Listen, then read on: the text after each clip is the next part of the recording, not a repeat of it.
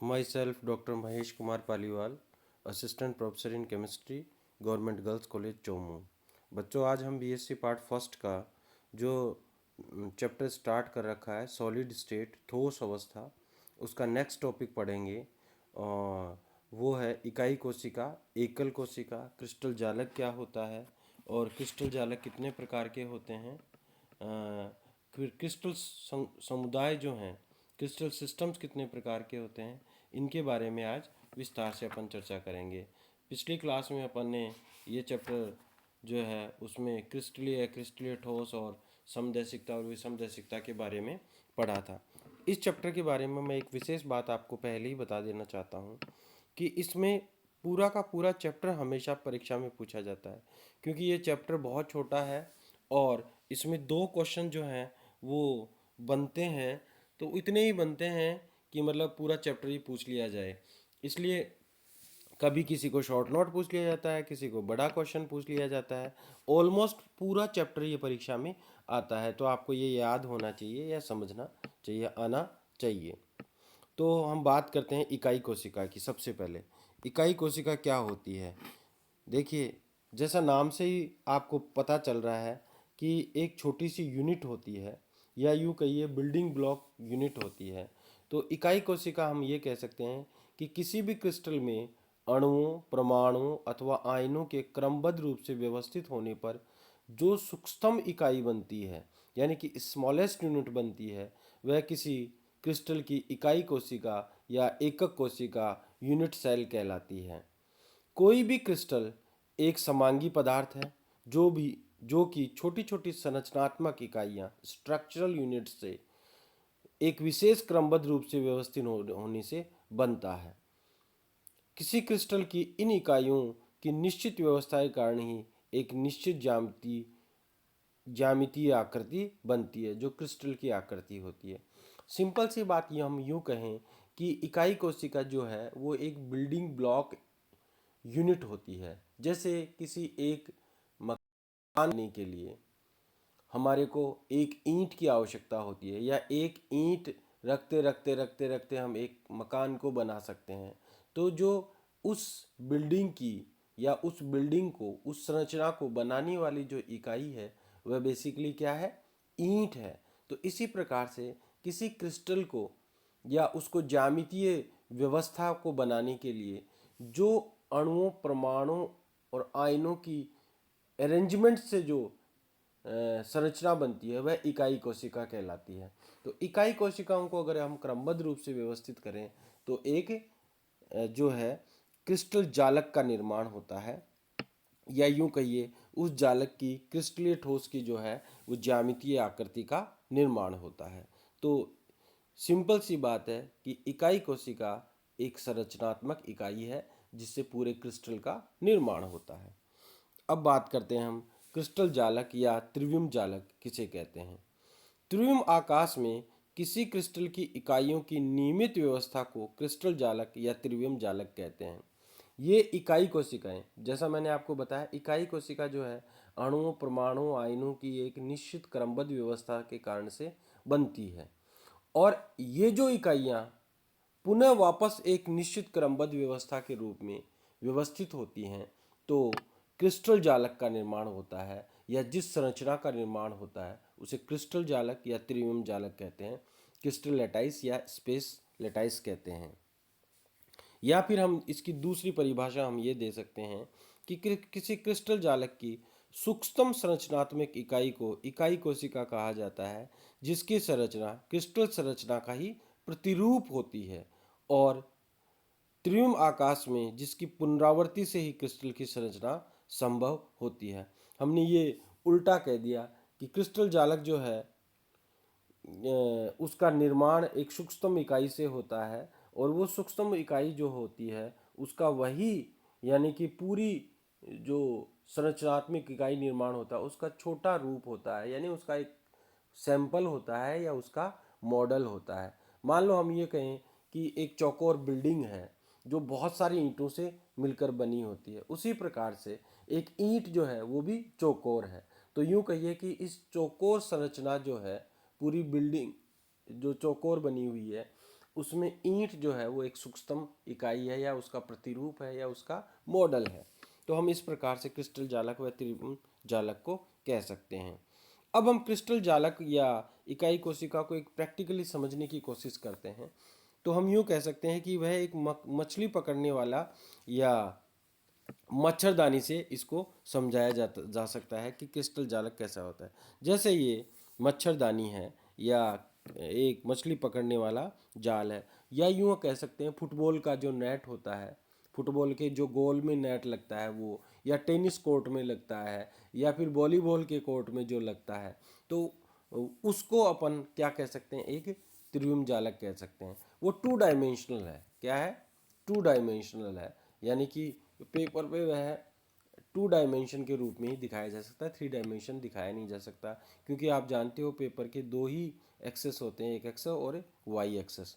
तो उसमें जो गांठें बनती हैं, इस जाल में जो गांठें बनती हैं उसको अपन यूनिट सेल मान लें, और वो गांठें पुनरावृत्ति करके जो है वो पूरे नेट का निर्माण करती हैं। तो उसमें जो धारियां हैं बीच में, उनको हम न माने, सिर्फ गांठों को अगर सम्मिलित करें तो हमारे को जो संरचना का निर्माण होता है, ठीक है, जो व्यवस्था का निर्माण होता है, उसे क्रिस्टल जालक या त्रिविम जालक कहते हैं।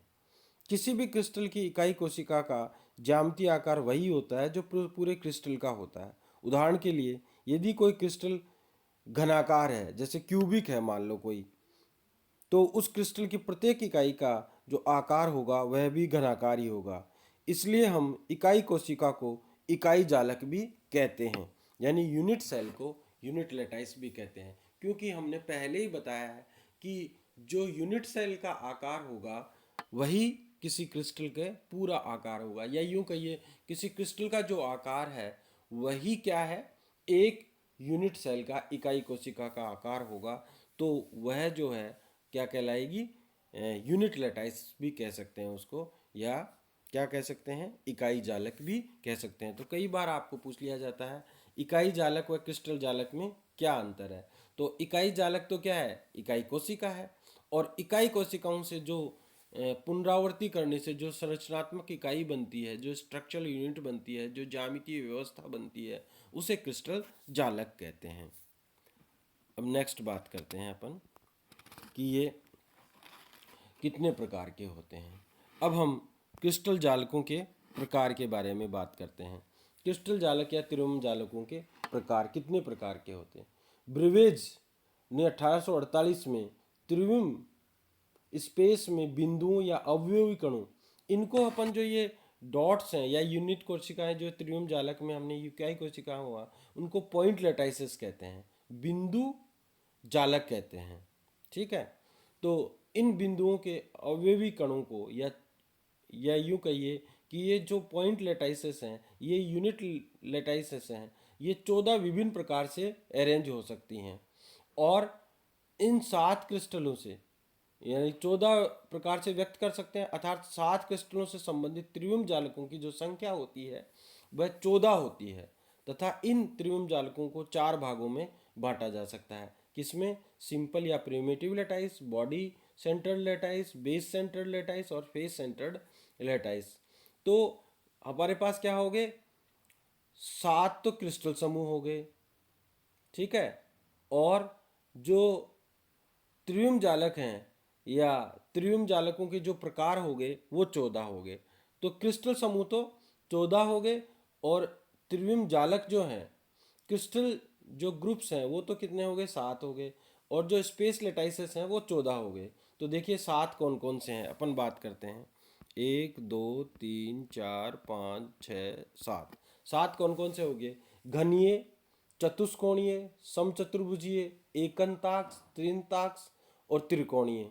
अब जो घनीय होते हैं वो 3 प्रकार के होते हैं, जिसमें सरल, काय केंद्रीय और फलक केंद्रीय होते हैं। चतुष्कोणीय है वो 2 प्रकार के होते हैं, सरल और काय केंद्रीय। समचतुर्भुजी जो होते हैं वो 4 प्रकार के होते हैं, सरल, बेस केंद्रीय, काय केंद्रीय और फलक केंद्रीय। एकंताक्ष जो हैं वो 2 प्रकार के होते हैं, सरल और बेस केंद्रीय। त्रिंताक्ष हैं वो 1 प्रकार का होता है, सरल। षटकोणीय जो हैं या षटकोणी जो होते हैं वो बेस केंद्रीय होते हैं, बेस सेंटर्ड होते हैं, वो 1 प्रकार के ही होते हैं। और त्रिकोणी जो होते हैं वो सिंपल या सरल प्रकार के होते हैं। इस प्रकार से कुल मिला के ये 14 प्रकार के होते हैं। अब हम बात करते हैं कि ये जो चार कौन कौन से प्रकार हैं उनकी बात करते हैं। तो सबसे पहले सरल जालक या सिंपल या प्रिमिटिव लेटाइस, वे जालक जिनमें अवयवी परमाणु या आयन या जो पॉइंट लेटाइसेस हैं एक कोष्ठिका, एक सेल के या कोष्ठिका के कोनों पर स्थित हो, सरल जालक कहलाते हैं। सिर्फ और सिर्फ कोनों पर हो। जैसे यहाँ पर इसमें दिया हुआ ये 1 3 4 5 6 7 8, इस प्रकार से ये 8 प्रकार के सिर्फ कोणों पर ही हैं। और देखिए ये 8 जो होते हैं वो दूसरे जो जालक होते हैं या कोष्ठिका होती है वो 8 से ही स्पर्श करती रहती है। इसका मतलब एक जो बिंदु है वह 8 में बटा होता है। तो कितने हो गए, 1/8 गुणा 8, इसलिए इसका मतलब पूरे जो जालक है या सरल जालक में सिर्फ एक ही कण या परमाणु या आयन होता है। इस प्रकार के जालक की एक कोष्ठिका में कुल कणों की संख्या जो होती है वो 1 होती है। क्यों? एक कोने का कण उन सभी एकक कोष्ठिकाओं का भाग होता है जो कि उस कण से स्पर्श करते हैं। त्रिविम में एक कोने को 8 घन स्पर्श करते हैं। इस प्रकार वह कण 8 एकक कोशिकाओं का भाग होता है। अतः एक कोने के कण को एकक कोशिका में केवल 1/8 भाग ही होता है। घनीय संरचना में 8 कोने होते हैं, अतः संपूर्ण घनीय एकक कोशिका में कणों की संख्या जो होती है वह 8 गुणा 1/8 बराबर 1 होगी। यह आपने 12वीं क्लास में भी पढ़ा है। दूसरा है काय केंद्रीय जालक, बॉडी सेंटर्ड लेटाइस। कोनों पर तो है ही अवयवी कण घन के, परंतु एक बॉडी के बीचों बीच है। अब वो जो बॉडी के जैसे माचिस के एकदम बीचों बीच कोई कण स्थित हो तो वो बाकी जो है उसके चाहे आप कितनी माचिसें ऐड कर लो उसके ऐड नहीं होता, परंतु कोनों पर जो है वो उसके ऊपर हर कोने से 8 छूती हुई मिलती हैं। 8 माचिस आपस में मिलती हुई, या ईंटों के कोनों को मान लो, किसी को भी मान लो।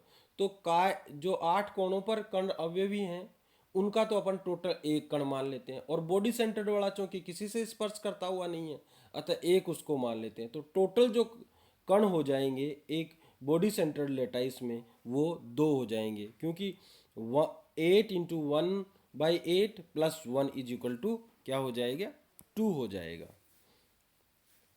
अब बात करते हैं बेस सेंटर्ड लेटाइस या बेस केंद्रीय जालक, वे जालक जिनमें अवयवी कण एकक कोष्ठिका के कणों के अतिरिक्त समांतर फलकों के केंद्रों पर भी स्थित होते हैं, बेस केंद्रीय जालक कहलाते हैं। तो एकक कोष्ठिका के में जो हो गए कणों की संख्या क्या हो जाएगी, देखिए ऊपर नीचे वाले जो हैं, बेस का मतलब आधार, तो ऊपर नीचे जो है वो 2-2 से में बटे होंगे, क्योंकि ऊपर के एकदम बीच में रखी होगी तो जो ऊपर एक ईंट और रखेंगे और नीचे एक ईंट रखेंगे तो वो जो कण है वो 2 में बढ़ जाएगा। तो यूँ मान लेते हैं कि अपन ऊपर नीचे वाला 2 में बटा होता है। तो कोनों वाला तो 1 हो गया और 2 नीचे हैं तो और वो 2 में बटे हुए हैं, तो 8 गुणा 1/8 प्लस 2 गुणा 1/2 हो जाएगा। तो टोटल इसमें भी क्या हो जाएंगे, कणों की संख्या 2 हो जाएगी। अब चौथा आता है फलक केंद्रीय जालक, फेस सेंटर्ड लेटाइस, वे जालक जिनमें अवयवी कण एकक कोष्ठिका के कणों के अतिरिक्त प्रत्येक फलक के केंद्र पर स्थित होते हैं, फलक केंद्रीय जालक कहलाते हैं।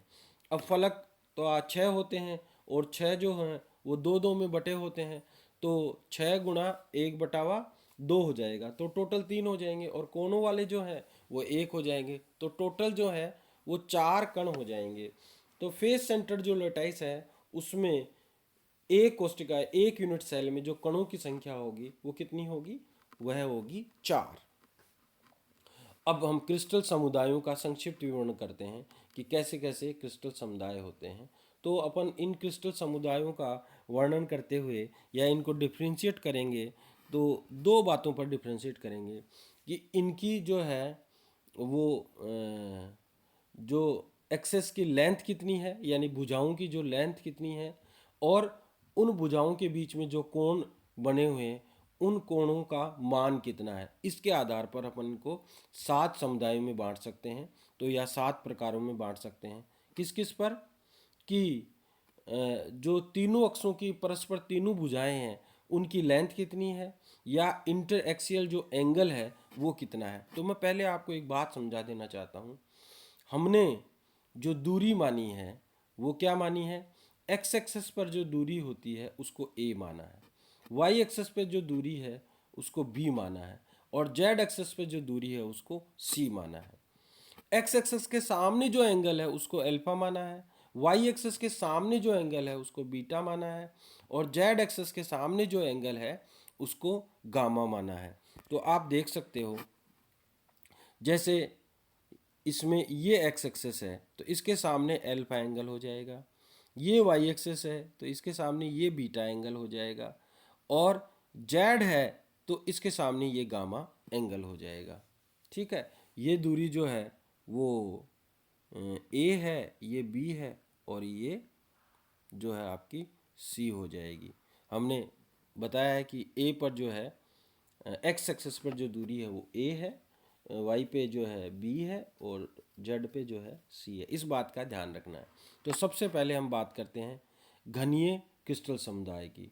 क्यूबिक क्रिस्टल ग्रुप जो है वो है, ठीक है। क्यूबिक क्रिस्टल जो है वो क्या होता है, इस क्रिस्टल में क्या होता है, इस क्रिस्टल समुदाय में वे क्रिस्टल आते हैं जिनके तीनों अक्षों की तीनों भुजाएं परस्पर समान हो, यानी कि ए बराबर बी बराबर सी, इनकी लेंथ बराबर और प्रत्येक इंटरएक्सियल एंगल जो है वह भी समान होता है और उसका मान 90 होता है, यानी अल्फा बराबर बीटा बराबर गामा बराबर 90 होता है। सबका मान जो है वो 90 डिग्री होता है। तीन प्रकार के आंतरिक तीन प्रकार की आंतरिक संरचना संभव है, सिंपल, बीसीसी और एफसीसी। मैंने आपको जैसा पहले ही बता दिया। उदाहरण के लिए इसमें NaCl, KCl, हीरा, ZnS और CaF2 आदि आते हैं। अब दूसरा हम बात करते हैं। दूसरा क्या है, दूसरा आता है टेट्रागोनल क्रिस्टल सिस्टम। देखिए इसमें ए जो है उसकी लेंथ बी के बराबर होती है पर ए बी की लेंथ जो है वो सी के बराबर नहीं होती है और इसमें अल्फा बीटा गामा जो है एंगल जो सारे के सारे हैं वो 90 होते हैं, यानी कि सब के सब बराबर होते हैं। और इनके दो प्रकार हैं, एक सिंपल और दूसरा बेस सेंटर्ड जो है लेटाइस होता है। उदाहरण के लिए TiO2 और SnO2 और यूरिया आदि इसका एग्जाम्पल है। फिर आता है ऑर्थोरोम्बिक क्रिस्टल सिस्टम। इसमें जो है वह ए जो है वो बी के बराबर नहीं होती और बी जो है वो सी के बराबर नहीं होती, यानी कि ए बी व सी की लेंथ तीनों की डिफरेंट होती है, इनकी लेंथ जो है बराबर नहीं होती, परंतु इनमें जो इंटरफेशियल एंगल इंटरएक्सियल जो एंगल होता है अल्फा बीटा गामा उसका मान 90 होता है और ये जो है वह चार प्रकार का होता है, simple, body centred, face centred और बेस सेंटर्ड, चारों प्रकार के होते हैं। उदाहरण के लिए इसमें KNO3, BaSO4 और अल्फा सल्फर आदि जो हैं वो इसमें आते हैं। फिर चौथा है मोनोक्लिनिक क्रिस्टल समुदाय। इसमें क्या होता है, ए बी सी जो है वो तीनों की जो लेंथ है वो अलग अलग होती है, परंतु अल्फा और गामा जो है वो दोनों एंगल जो हैं वो बराबर होते हैं और उसका मान 90 होता है। बीटा जो है वो 90 के बराबर नहीं होता है। प्रकार जो हैं उसके दो हो गए, सिंपल और बेस सेंटर्ड। और उदाहरण जो है वो इसमें जिप्सम हो गया, CaSO4 2H2O हो गया, K2MgSO4 का होल ट्वाइस 6H2O, ये इसके उदाहरण हैं। फिर पांचवा आता है ट्राइगोनल या रोम्बोहेड्रल क्रिस्टल सिस्टम। इसमें जो है अल्फा बीटा सॉरी ए व बी व सी की लेंथ बराबर होती है, परंतु अल्फा बीटा गामा ये जो हैं ये भी बराबर होते हैं, परंतु 90 कभी नहीं होते, ये 90 इनका कभी मान नहीं होता। इसका प्रकार जो है वो एक ही होता है, वह सिंपल है और उदाहरण है क्वार्ज, इसी का उदाहरण होता है CaCO3, NaNO2 आदि इसके उदाहरण हैं। अब आता है hexagonal crystal system, 6th number जो है, उसमें क्या होता है कि ए बी के बराबर होता है परंतु ए बी के बराबर सी नहीं होता और इसमें अल्फा बीटा तो 90 डिग्री होते हैं और गामा जो है वो 120 का होता है। उदाहरण इसके हैं ग्रेफाइट और HGS, मैग्नीशियम, जिंक, कैडमियम आदि।